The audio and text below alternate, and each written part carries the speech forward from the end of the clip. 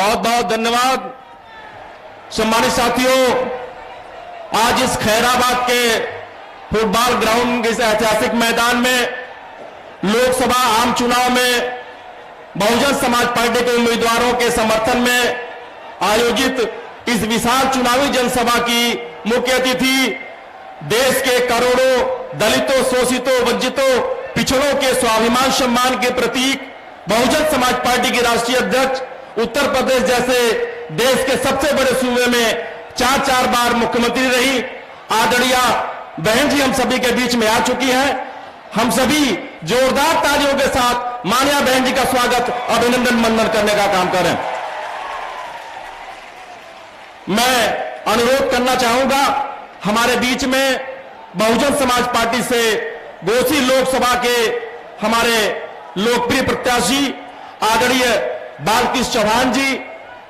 साथ ही साथ हमारे चारों प्रत्याशी लालगंज से आदरणीय इंदु चौधरी जी, लोकसभा आजमगढ़ से मसूद शबिया अंसारी जी, लोकसभा बलिया के प्रत्याशी ललन सिंह यादव जी,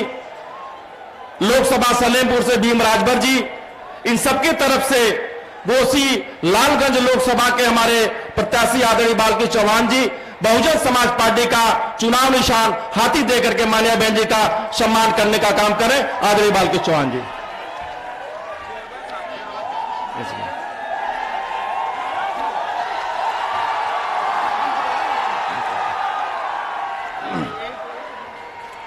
इसके बाद हमारे बीच में हमारे मऊ नगर पालिका के सम्मानित चेयरमैन भाई अरशद जमाल जी हमारे बीच में है। वो भी बहुजन समाज पार्टी के चुनाव निशान हाथी सिंबल देकर के माननीय बहन जी का सम्मान करने का काम कर रहे हैं। आदरणीय अरशद जमाल साहब। सम्मानित साथियों,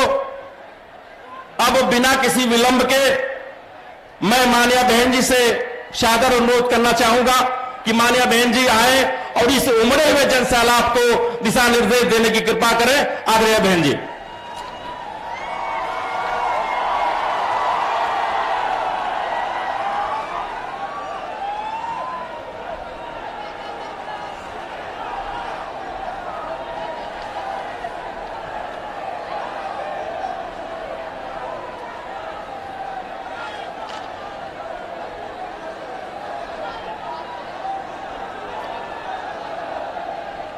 बीएसपी की इस विशाल चुनावी जनसभा में इकट्ठा हुए पार्टी के सभी छोटे बड़े पदाधिकारी एवं कार्यकर्तागण, आज आप लोग देश में व यहाँ आपके उत्तर प्रदेश स्टेट में भी लोकसभा के लिए हो रहे आम चुनाव में अपनी पार्टी के उम्मीदवारों के समर्थन में अर्थात आजमगढ़ मंडल से आजमगढ़ सदर लोकसभा की सीट से श्री मसूद शबिया अंसारी, लालगंज सुरक्षित लोकसभा की सीट से डॉक्टर इंदु चौधरी, घोसी लोकसभा की सीट से श्री बालकृष्ण चौहान, पूर्व सांसद बीएसपी, सलेमपुर लोकसभा की सीट से श्री भीम राजभर, इनके समर्थन में मुझे सुनने के लिए यहाँ इकट्ठा हुए हैं, तो उसके लिए मैं आप सभी लोगों का हार्दिक दिल से आभार प्रकट करती हूँ। वैसे आप लोगों को ये मालूम है कि हमारी पार्टी कांग्रेस, बीजेपी व अन्य किसी भी विरोधी पार्टी तथा गठबंधन आदि के साथ मिलकर नहीं, बल्कि अकेले ही अपनी पार्टी के बलबूते पर पूरी तैयारी व दमदारी के साथ ये चुनाव लड़ रही है। इसके साथ ही हमने टिकट बंटवारे के मामले में भी सर्व समाज के लोगों को उचित भागीदारी दी है, जिनको कामयाब बनाने के लिए अपनी पार्टी के लोग पूरे जी जान से लगे हैं। हालांकि आज यहाँ आपकी इकट्ठा हुई अपार भीड़, वह भीड़ के जबरदस्त जोश को भी देखकर अब मुझे भी ये काफी हद तक भरोसा हो गया है कि पिछली बार की तरह इस बार भी आप लोग अपने प्रदेश से यहाँ लोकसभा आम चुनाव में अपनी पार्टी का बेहतर रिजल्ट जरूर लाएंगे। इसके लिए अब मैं आप लोगों का ध्यान कुछ जरूरी बातों की तरफ दिलाना चाहती हूँ और इस संबंध में विशेषकर मैं कांग्रेस, बीजेपी व इनके अन्य सभी सहयोगी दलों के बारे में ये कहना चाहूंगी कि आजादी के बाद शुरू में केंद्र व देश के काफी राज्यों में भी ज्यादातर सत्ता यहाँ कांग्रेस पार्टी के हाथों में ही केंद्रित रही है, किंतु इनके अधिकांश मामलों में रही गलत नीतियों एवं गलत कार्य प्रणाली आदि की वजह से ही फिर इस पार्टी को केंद्र व काफी राज्यों की भी सत्ता से बाहर होना पड़ा है तथा यही स्थिति इनकी सहयोगी पार्टियों की भी बनी रही है, जिसके कारण ही फिर पिछले कई वर्षों से बीजेपी व इनके सहयोगी दल केंद्र एवं काफी राज्यों की भी सत्ता में काबिज हो गए हैं, लेकिन इनकी भी ज्यादातर रही जातिवादी, पूंजीवादी, संकीर्ण, सांप्रदायिक व द्वेषपूर्ण नीतियों एवं कार्य प्रणाली आदि से तथा इनकी कथनी व करनी में भी काफी अंतर होने की वजह से अब ऐसा लगता है कि इस बार ये पार्टी भी यानी कि भारतीय जनता पार्टी भी केंद्र की सत्ता में आसानी से वापस आने वाली नहीं है, बशर्ते यदि ये चुनाव इस बार फ्री एंड फेयर होता है तथा आम चर्चा के मुताबिक वोटिंग मशीनों में भी कोई गड़बड़ी आदि नहीं की जाती है और वैसे भी इस बार चुनाव में इनकी कोई भी पुरानी एवं नई चल रही नाटकबाजी, जुमलेबाजी व गारंटी आदि काम में आने वाली नहीं है, क्योंकि अब देश की जनता काफी हद तक इस बात को समझ चुकी है कि इनकी पार्टी ने अब तक देश के विशेषकर गरीबों, कमजोर तबकों, मध्यम वर्गीय एवं अन्य मेहनतकश लोगों को जो इन्हें अच्छे दिन दिखाने के असंख्य प्रलोभन भरे वायदे किए हैं तथा अनेकों हवाई व कागजी गारंटी आदि भी दी है, तो उनका जमीनी हकीकत में अभी तक इन्होंने लगभग 1/4 हिस्सा भी कार्य पूरा नहीं किया है, बल्कि इसके स्थान पर इनका ज्यादातर समय व ताकत भी यहाँ इनके अपने चाहते रहे बड़े बड़े पूंजीपतियों एवं धन्ना सेठों को ही ज्यादा से ज्यादा मालामाल व धनवान आदि बनाने में तथा इन्हें हर स्तर पर छूट देने व बचाने में ही लगी रही है, जिनके अधिकांश आर्थिक सहयोग से ही ये पार्टी व अन्य पार्टियां भी अपना संगठन चलाती हैं तथा चुनाव आदि भी लड़ाती हैं, जिनका काफी कुछ खुलासा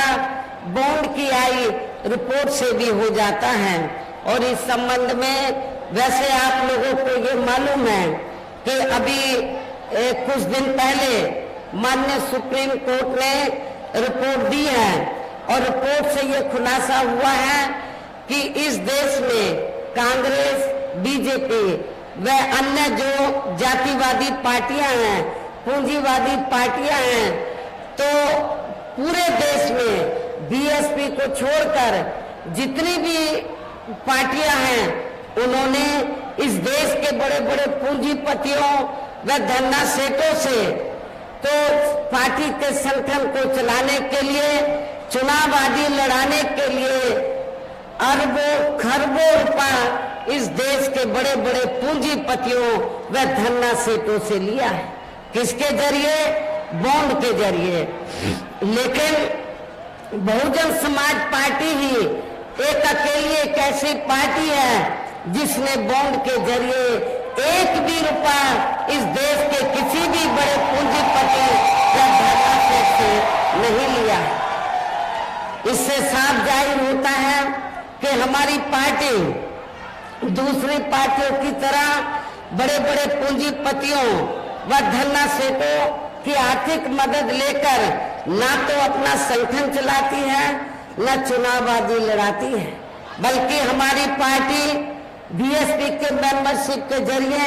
वे मेरे जन्मदिन के मौके पर थोड़ा थोड़ा धन इकट्ठा करके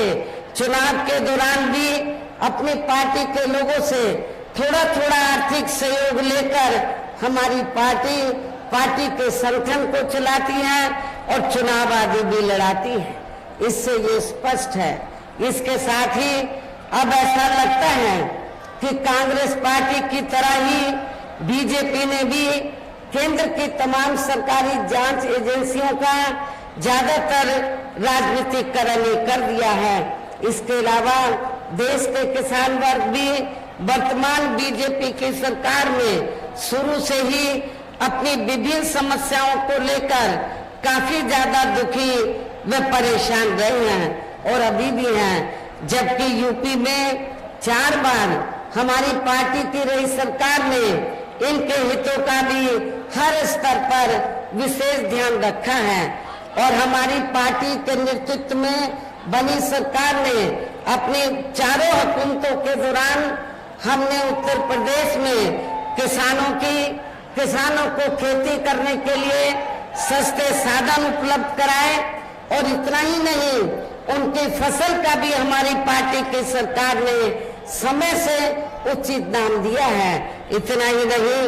बल्कि केंद्र में पूर्व की रही कांग्रेसी सरकार की तरह ही वर्तमान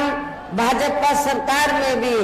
इनकी जातिवादी, हीन, सांप्रदायिक एवं पूंजीवादी सोच व नीतियों के चलते ही पूरे देश में सर्व समाज में से खासकर गरीबों, दलितों, आदिवासियों, पिछड़े वर्गों, मुस्लिम एवं अन्य धार्मिक अल्पसंख्यक समाज के लोगों का भी पूर्ण रूप से विकास व उत्थान आदि नहीं हो सका है। और इस संदर्भ में वैसे आप लोगों को ये मालूम है कि पूरे देश में यहाँ दलितों, आदिवासियों एवं अन्य पिछड़े वर्गों का सरकारी नौकरियों में वर्षों से अधूरा पड़ा आरक्षण का कोटा भी अभी तक पूरा नहीं भरा गया है। विशेषकर एससी व एसटी वर्गों के सरकारी कर्मचारियों का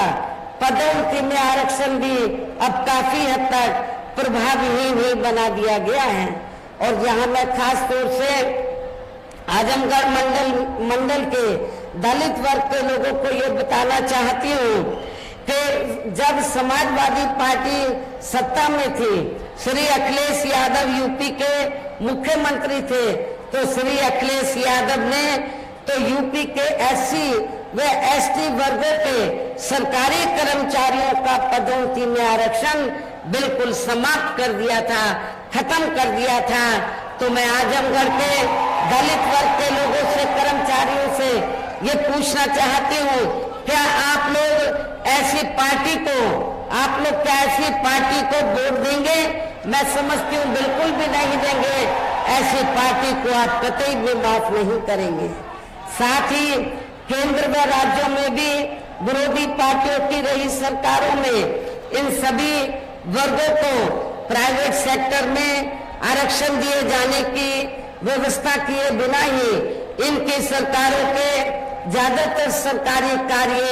अब प्राइवेट सेक्टर के जरिए ही इनके बड़े बड़े पूंजीपतियों व धनाढ्यों आदि को ही दिए जाने के कारण अब इनको पूरे देश में आरक्षण का बहुत कम ही लाभ मिल पा रहा है। इसी प्रकार इनका अन्य और मामलों में भी शोषण व उत्पीड़न आदि होना अभी तक भी बंद नहीं हुआ है। इनके साथ साथ मुस्लिम व अन्य धार्मिक अल्पसंख्यक समाज के लोगों की भी हालत हर स्तर पर यहाँ काफी ज्यादा खराब व दयनीय हुई बनी हुई है, जिसका काफी कुछ खुलासा सच्चर कमेटी की रिपोर्ट में भी किया गया है। इतना ही नहीं बल्कि पिछले कुछ वर्षों से केंद्र व अधिकांश राज्यों में भी बीजेपी व आरएसएस की सरकारों के चलते हुए अब इनका विकास एवं उत्थान आदि होना भी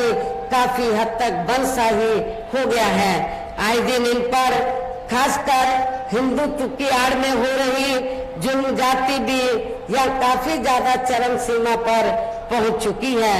इनके साथ साथ अपर कास्ट समाज में से विशेषकर गरीब लोगों की भी हालत हमें कोई खास अच्छी नजर नहीं आती है। इनके गलत कृषि नीतियों के कारण किसान वर्ग भी आए दिन आंदोलित ही रहता है। साथ ही इनकी गलत आर्थिक नीतियों की वजह से देश की अर्थव्यवस्था पर भी इसका काफी बुरा प्रभाव पड़ रहा है, जिससे यह विशेषकर छोटे एवं मध्यम वर्ग के व्यापारी वर्ग भी काफी ज्यादा दुखी व परेशान हैं। और अब केंद्र में पूर्व की रही सरकारों की तरह ही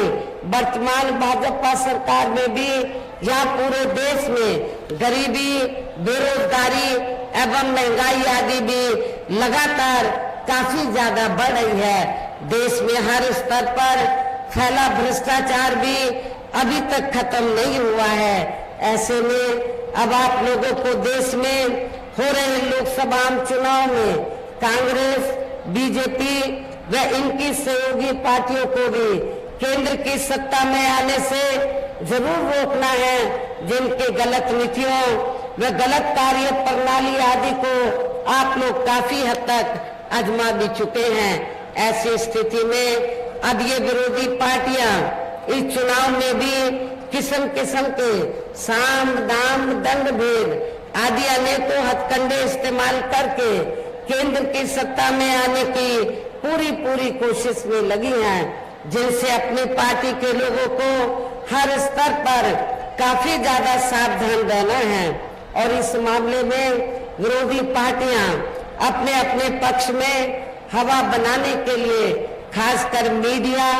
ओपिनियन पोल व सर्वे आदि का जो बड़े पैमाने पर इस्तेमाल कर रही हैं, तो उनसे भी अपनी पार्टी के लोगों को बिल्कुल भी गुमराह नहीं होना है। इसके साथ ही विरोधी पार्टियों के विभिन्न रूपों में जारी किए गए इनके हवाई व प्रलोभन भरे चुनावी घोषणा पत्रों एवं वायदों आदि के बहकावे में भी अपनी पार्टी के लोगों को कतई भी नहीं आना है, जिन्हें ये पार्टियां चुनाव खत्म होने के बाद ज्यादातर अमल में नहीं लाती हैं। और अब जिन पर से देश की जनता का अधिकांश विश्वास ही उठ गया है, यही खास वजह है कि हमारी पार्टी किसी भी चुनाव में अपनी पार्टी का कोई भी चुनावी घोषणा पत्र आदि जारी नहीं करती है। वैसे भी हमारी पार्टी किसी भी मामले में कहने में बहुत कम बल्कि कार्य करके दिखाने में ही ज्यादा विश्वास रखती है। और इस बात का सबसे बड़ा सबूत ये है कि उत्तर प्रदेश में 4 बार हमारी पार्टी के नेतृत्व में रही सरकार ने चुनाव में अपनी पार्टी के बिना कोई जारी किए गए चुनावी घोषणा पत्र के ही प्रदेश में आम जनहित में काफी कुछ ऐतिहासिक कार्य करके दिखाए हैं, जिनकी अब देश में अधिकांश पार्टियों की सरकारें काफी नकल भी कर रही हैं। जबकि इस मामले में हमारी पार्टी का ये कहना है कि यदि इन पार्टियों के स्थान पर केंद्र में हमें अपनी पार्टी की सरकार बनाने का मौका मिलता है, तो तब फिर हमारी पार्टी की बनी सरकार केंद्र में यहाँ अब तक रही सभी विरोधी पार्टियों की सरकारों की तरह केवल हवाई व कागजी कार्य आदि नहीं करेगी, बल्कि उत्तर प्रदेश की तरह ही जमीनी हकीकत में ठोस कार्य करके दिखाएगी। और इस संदर्भ में खासकर मैं ये कहना चाहूंगी, केंद्र द्वारा देश में पिछले कुछ समय से अति गरीब परिवारों को अस्थायी तौर पर फ्री में जो थोड़ी सी खाद्य सामग्री दी जा रही है, तो उससे इनका स्थायी तौर पर भला होने वाला नहीं है। और वैसे भी इनकी ये जटिल समस्या देश में हर हाथ को काम देने से ही केवल दूर हो सकती है, जिसकी तरफ हमारी पार्टी की बनी सरकार विशेष ध्यान देगी। और इस संदर्भ में मैं आप लोगों को सावधान भी करना चाहती हूँ। आप लोगों को ये मालूम है कि पिछले कुछ समय से तो केंद्र की बीजेपी की सरकार द्वारा जो गरीब लोग हैं उनको थोड़ा फ्री में राशन देकर उसके एवज में उनसे वोट लेने की गुजारिश की जाती है कि आपको केंद्र की सरकार ने फ्री में राशन दिया है, तो इसके एवज में आपको बीजेपी को वोट देना चाहिए। आपको बिल्कुल भी इनके बहकावे में नहीं आना है, इनके चक्कर में नहीं आना है, क्योंकि पूरे देश में जो गरीब लोगों को फ्री में जो थोड़ा सा राशन दिया जा रहा है, तो ये बीजेपी की जेब से नहीं, आरएसएस के लोगों की जेब से नहीं दिया जा रहा है, बल्कि इस देश की जनता जो टैक्स के जरिए सरकार के पास पैसा देती है, उस टैक्स के पैसे से ये राशन मुफ्त में आपको दिया जा रहा है, ये किसी की जेब से नहीं। साथ ही देश में पिछले काफी वर्षों से आए दिन बढ़ रही गरीबी, बेरोजगारी व महंगाई आदि से भी जनता बहुत ज्यादा दुखी व परेशान है, जिसे भी आर्थिक नीतियों में तब्दीली करके जरूर दूर किया जाएगा। धर्म की भी आड़ में पिछले कुछ वर्षों से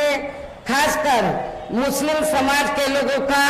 द्वेष की भावना से जो इनका काफी ज्यादा शोषण व उत्पीड़न आदि किया जा रहा है, तो उसे भी जरूर रोका जाएगा। और ये सब हमने अपनी यूपी की रही सरकार में करके भी दिखाया है। इसके अलावा हमने यूपी में सब समाज में से गरीब एवं बेरोजगार लोगों को बेरोजगारी भत्ता आदि न देकर उन्हें बड़ी तादाद में रोटी रोजी के साधन भी उपलब्ध कराए हैं, जो अब ये कार्य भी अधिकांश ठंडे ही पड़े हैं, जिनको फिर केंद्र में बीएसपी की सरकार बनने पर प्राथमिकता दी जाएगी। कहने का तात्पर्य ये है, देश में इस समय हो रहे लोकसभा चुनाव में विरोधी पार्टियों के जारी किए गए उनके हवाई व प्रलोभन भरे चुनावी घोषणा पत्रों आदि के बहकावे में अब यह खासकर देश के अति गरीबों, मजदूरों, बेरोजगारों एवं अन्य मेहनतकश लोगों को बिल्कुल भी नहीं आना है। और अब इन्हें ऐसी सभी विरोधी पार्टियों को हर हालत में केंद्र की सत्ता में आने से जरूर रोकना है, जिनकी कथनी व करनी में काफी अंतर रहा है तथा जिन्हें ये लोग वर्षों से आजमा भी चुके हैं। ऐसे में अब मेरा यही कहना है कि आप लोगों को अपने खुद के व अपने प्रदेश एवं देश के भी हित में अपने वोटों को यह कांग्रेस, बीजेपी व अन्य विरोधी पार्टियों को न देकर केवल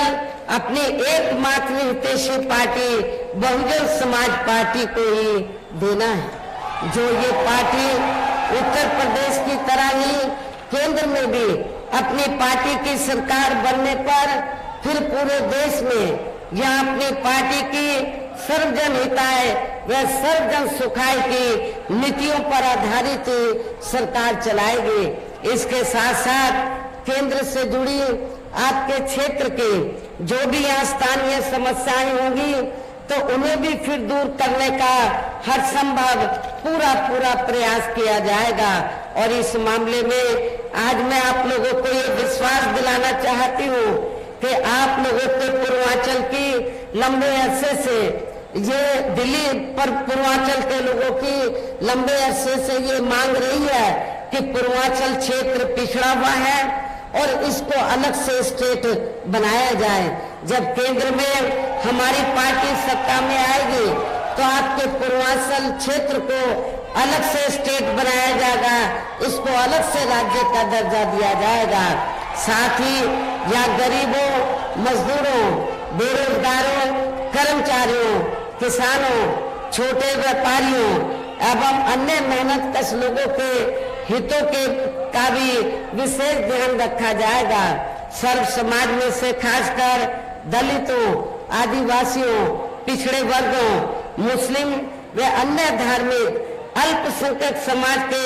लोगों के विकास व उत्थान के साथ साथ हर स्तर पर इनकी सुरक्षा आदि के लिए भी सख्त कदम उठाए जाएंगे और तभी फिर यहाँ वास्तव में अपने देश के महान संतों,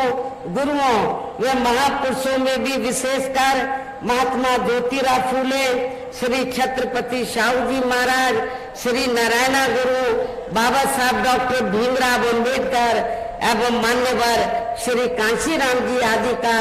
अधूरा रहा सपना जरूर साकार हो सकता है, जिनको यूपी में हमारी पार्टी की रही सरकार द्वारा हर स्तर पर पूरा आदर सम्मान दिया गया है। और इतना ही नहीं, जब यूपी में 4 बार मेरे नेतृत्व में सरकार रही तो हमारी पार्टी की सरकार ने और खास तौर से मैंने अपनी पार्टी के लोगों या दूसरी पार्टी के लोगों जो गलत किस्म के लोग हैं उनको बिल्कुल भी बर्दाश्त नहीं किया था। हमारी पार्टी की सरकार ने उनके खिलाफ सख्त से सख्त कार्रवाई की। आप लोगों को मालूम है उस समय हमारी पार्टी का एक यादव समाज से एमपी था। मेरी सरकार बनते ही उसने कानून अपने हाथ में ले लिया। मैंने ये नहीं देखा कि वो बीएसपी का एमपी है, मैंने कानून व्यवस्था देखी, अपनी जिम्मेवारी का मैंने एहसास किया और मैंने उस मेंबर पार्लियामेंट को अपने मुख्यमंत्री के बंगले में बुलाकर तो उसको मैंने जेल के हवाले कर दिया था। इसलिए मैं आप लोगों को बताना चाहती हूँ, यदि इस पार्टी मूवमेंट को आगे बढ़ाना है तो आप लोगों को अपने पढ़ाई के चक्कर में नहीं पड़ना है। हमारे संतों, गुरुओं, महापुरुषों ने जो संघर्ष किया है उसकी संघर्ष की बलि नहीं चढ़ानी है, बल्कि उनके संघर्ष को ध्यान में रखकर उनके बताए हुए रास्तों पर चलकर आप लोगों को उनके मूवमेंट को आगे बढ़ाना है। इन्हीं खास बातों के साथ ही अब मेरा देश व आपके स्टेट के भी हित में यही कहना है कि हमारी पार्टी ने यहाँ जिनको भी लोकसभा के लिए चुनाव के मैदान में उतारा है, हमने आप लोगों को मालूम है मुस्लिम को भी हमने मौका दिया और पिछड़े वर्ग से भी पिछड़े वर्ग से भी हमने विभिन्न जाति के लोगों को मौका दिया है, क्योंकि हमने ये जो मऊ घोसी लोकसभा की सीट है तो हमने यहाँ से बालकृष्ण चौहान जो पहले बीएसपी से चुनाव जीत चुके हैं तो इनको चुनाव के मैदान में उतारा है। राजभर वोट भी काफी है, भीम राजभर को खड़ा किया और बलिया से हमने यादव समाज से बीएसपी का प्रत्याशी चुनाव के मैदान में उतारा है। हमने अकेले राजभर कोई मौका नहीं दिया है, राजभर को भी दिया है, नुनिया चौहान को भी दिया है, मुस्लिम को भी दिया है, बलिया से यादव समाज को भी दिया है और रिजर्व सीट से हमने दलित वर्ग की महिला को भी मौका दिया है। मेरे आप लोगों से पुरजोर अपील है कि बहुजन समाज पार्टी ने इन जिन लोगों को भी चुनाव के मैदान में उतारा है, जो ये लोग आपके सामने यहाँ खड़े हैं, मंच पर मौजूद हैं, तो उन्हें आपको जरूर कामयाब बनाना है, जिसके लिए यहाँ पार्टी के सभी स्तर के छोटे बड़े पदाधिकारी एवं कार्यकर्तागण आदि पूरे जी जान से लगे हैं। और अब अंत में मेरा यही कहना है कि आप लोगों को वोट पड़ने वाले दिन यहाँ बीएसपी के अपने सभी लोकसभा उम्मीदवारों को अपने पार्टी के हाथी चुनाव चिन्ह के सामने वाले बटन को दबाकर इनको भारी वोटों के अंतर से जरूर कामयाब बनाना है, जरूर विजयी बनाना है। इस खास अपील के साथ ही अब मैं अपनी बात यही समाप्त करती हूँ। जय भीम, जय भारत।